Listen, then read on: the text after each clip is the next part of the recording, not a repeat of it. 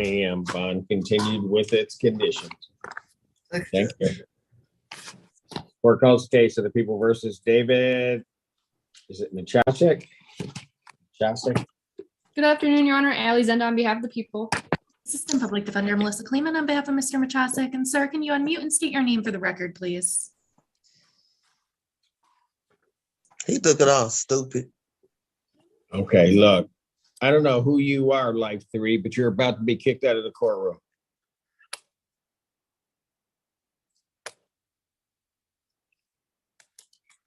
Mr. Machasik, can you figure that out? If you can't figure it out, there should be a clerk right near you somewhere. You can ask them for help to unmute.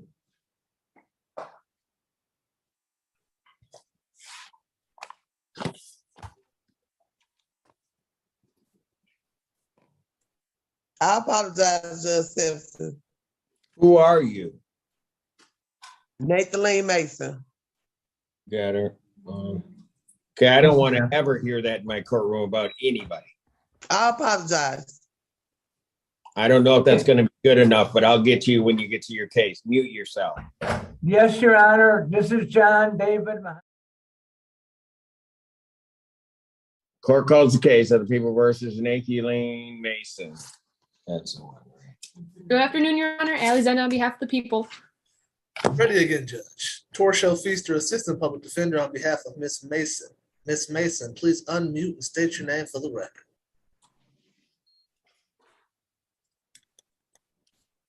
Miss Mason, please unmute and state your name for the record. Had a whole lot to say before.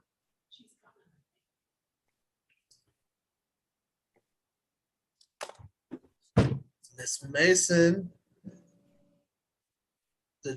we're ready for court now. Would you please unmute and state your name for the record?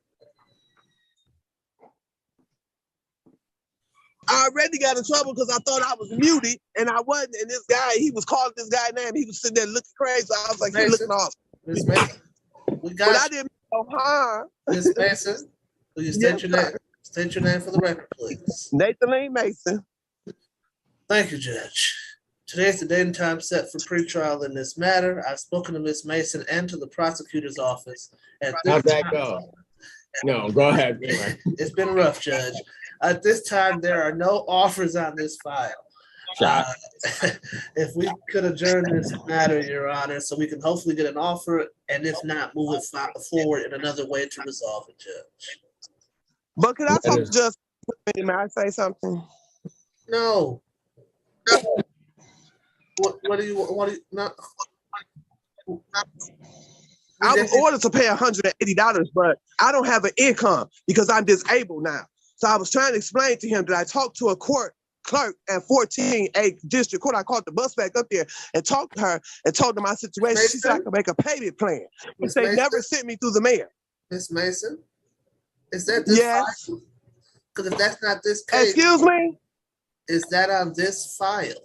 Because if it's not on this case, Judge Simpson cannot do anything about that today. Well, which case is this? It got to be the one I went to. It got to be the one that I already got ruled on because is it a case from that I had a bench warrant on? It was a warrant out for me on this case because I didn't pay the $180. Okay, you never had a bench warrant on this one.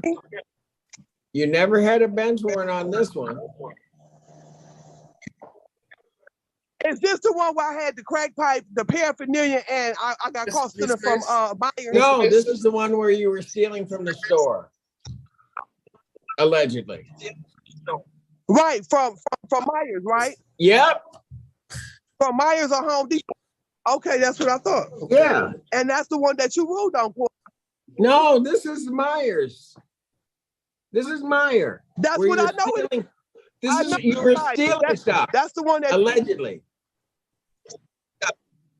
This has nothing to do with the crack pipe. That might have happened before or after. It has nothing to do with that. It happened at the same time, Judge Simpson.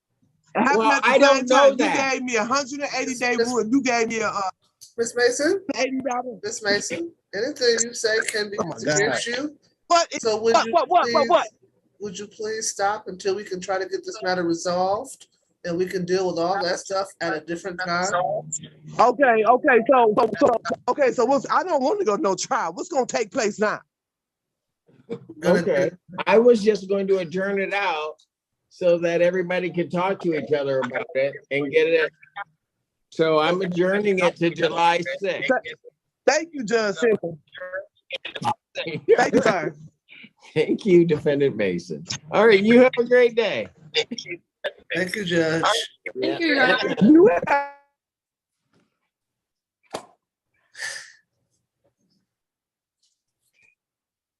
You There it was. Whole day just flying right along. And it happened. Okay.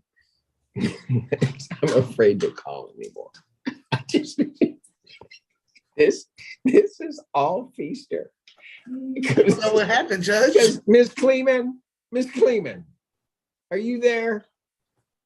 I am. Miss Kleeman, we don't have days like this. I know. I don't know what happened. I don't know what's going on today.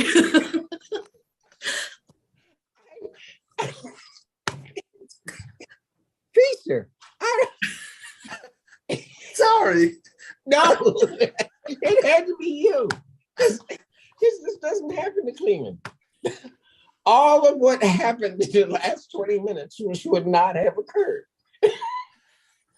Are you sure you want me to come back on July 13th? I'll have to make a decision after some deliberation later because I don't know.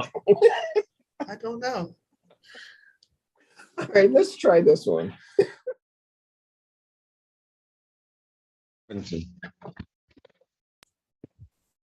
Jessica Blanche, appearing on behalf of people. And good morning, Your Honor. Christina Costantino, appearing with and on behalf of Ms. Sierra Robinson. Ms. Robinson, can you unmute and state your name for the record? Sierra Robinson. All right, what are we doing?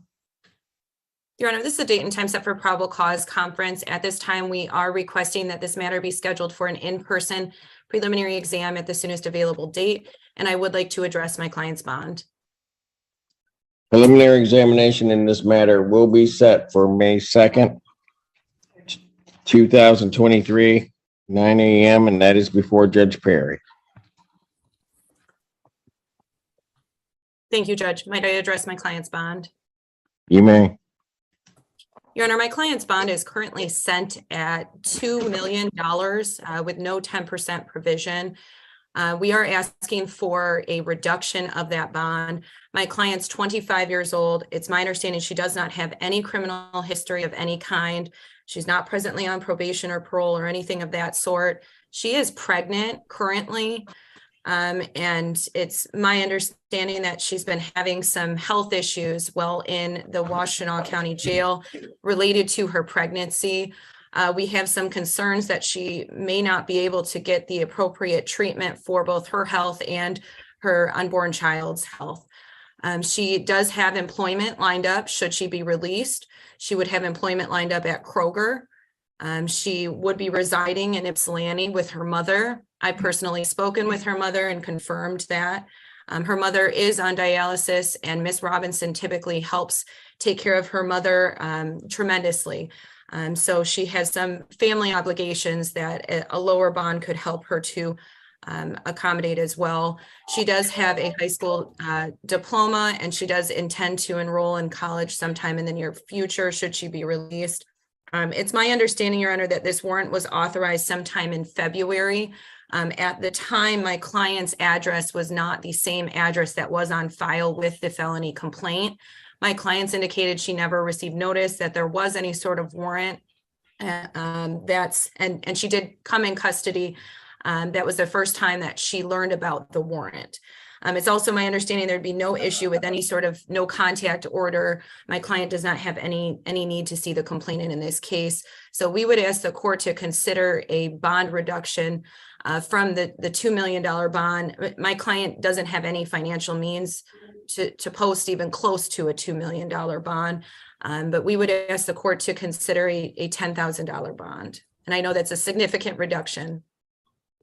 All right, I'll hear from the people, but my understanding is factually, Ms. Robinson's accused of stabbing an individual who was pregnant, and then that individual had to be induced into labor. That's a, go ahead. Those are the allegations, Judge. This was a random stabbing at a bus stop.